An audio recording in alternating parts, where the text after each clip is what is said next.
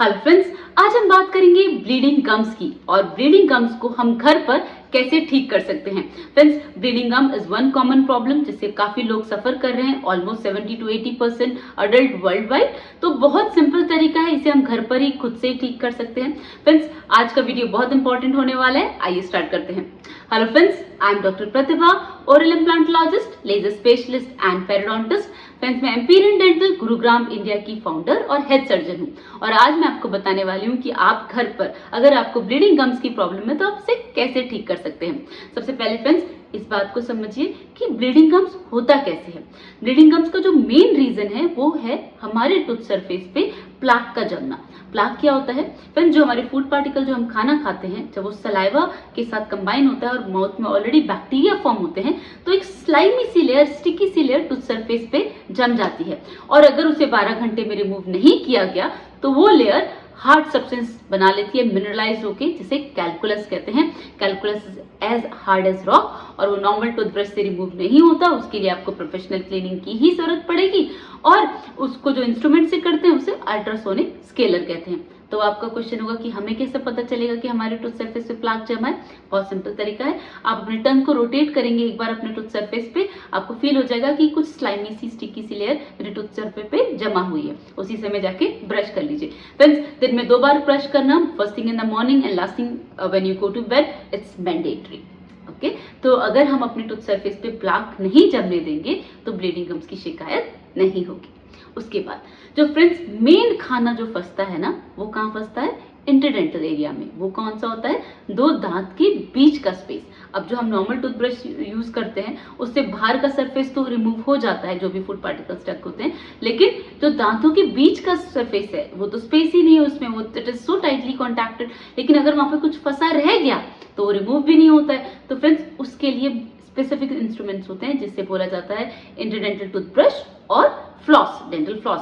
आप इन दोनों को अपनी जो आपका ओरल हाइजीन रूटीन है उसमें यूज करना मैंडेटरी है, कंपलसरी है। उसका सही तरीके से आप उसको या तो फ्लॉस को या टूथब्रश को लेकर जाएं। दांतों के बीच में आप खाना ना फंसने दें।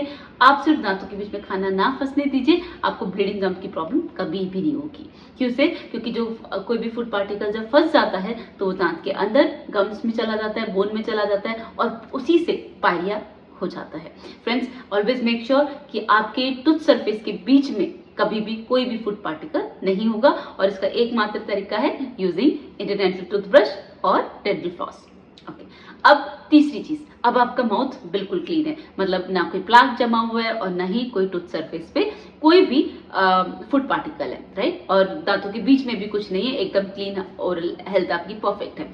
अब क्या करना है फ्रेंड्स? अब जब इन्फेक्शन फ्री आपने अपने माउथ को कर लिया, उसके बाद आप करेंगे warm saline rinses. Warm saline rinses क्या होता है friends? Take a glass of lukewarm water, हल्का गुनगुना पानी लेंगे और उसमें आप 1/4 टेबल सॉल्ट ले सकते हैं। जनरली ऐसे कि know inspire of using a normal table salt, आप ब्लैक सॉल्ट और सेंधा नमक भी ले सकते हैं। तो जिसको आप अगर आप चाहें तो आप पी भी सकते हैं, the way we do gargles, और रिंस भी कर सकते हैं। तो it's your choice, but warm saline rinses एक मैजिकल चीज है। कैसे है कि फ्रेंड्स, जब वो वार्म वाटर में जब सॉल्ट मिलता है ना तो सलाइन बन जाता है और उसी में कैपेसिटी होती है कि वो दांतों के अंदर, मसूड़े के अंदर हड्डी की सिकाई करे। तो वो मसूड़ों की सिकाई करती है, हड्डी की सिकाई करती है, जिसकी वजह से ब्लीडिंग गम्स की प्रॉब्लम रुक जाती है।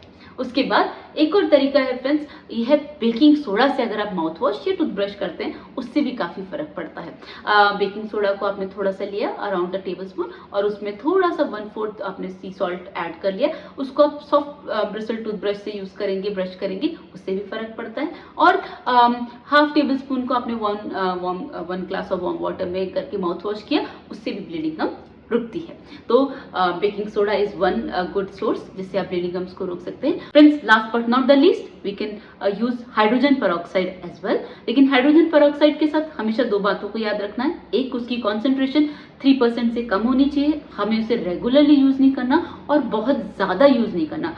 तो आप उसे कैसे यूज कर सकते हैं? You can take 1 glass of water, normal clean water, और उसमें आप 1 कैप इसका हाइड्रोजन पेरोक्साइड का यूज कर सकते हैं और उसे अच्छे से माउथ रिंस कर सकते हैं। Friends, this solution can be helpful for reducing the bleeding gums and इसके अलावा ऑयल पुलिंग भी आप कर सकते हैं। फ्रेंड्स, ये सारे तरीके हैं ब्लीडिंग गम्स को घर पर ठीक करने के लिए। लेकिन एक बात हमेशा याद रखना है कि अगर इन्फेक्शन गम लेवल तक पहुंच चुका है तो जब तक हम उस इन्फेक्शन को नहीं हटाएंगे तब तक ये समस्या जड़ से नहीं खत्म होगी।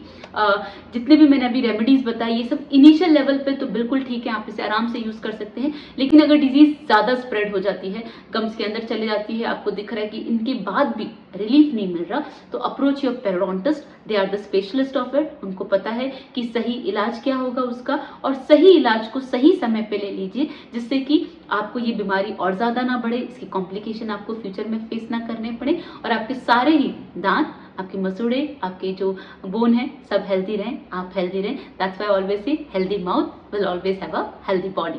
Thank you so much.